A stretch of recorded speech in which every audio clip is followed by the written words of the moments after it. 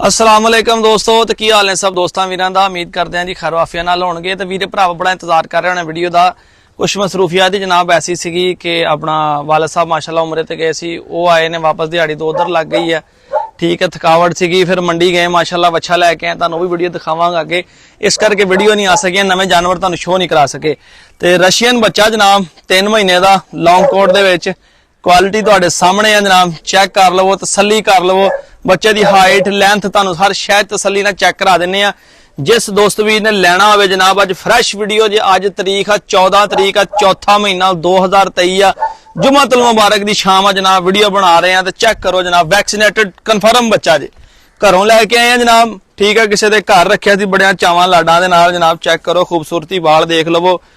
ठीक है, वैक्सीनेटेड आ, मुकम्मल वैक्सीन लगी है। छोटे बच्चे संभालने बहुत मुश्किल होंगे। कई दोस्त कहते थोड़ा बड़ा बच्चा होवे उन्हां वास्ते बड़ी बेस्ट चीज आ। बिल्कुल 0 साइज दे विच आ, बोन स्ट्रक्चर बड़ा हैवी है। चेक कर लो। ठीक है, तुहानू नीचे छोड़ के भी चेक करा दिन्ने आ।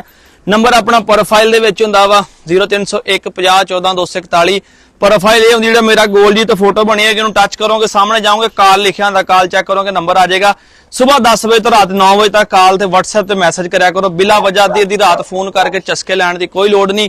तुहाडे करके फिर जिहड़े बंदे ने छावां लैणियां होंदियां ने ना, उन्हां दा भी असीं फोन सुणन तो कई दफा कासर हो जांदे आ। कोई मेहमान आए बैठे हुंदे आ तो रात सोना भी हुंदा, इस करके फोन नहीं सुणना हुंदा, तुसीं WhatsApp ते मैसेज कर दिओ।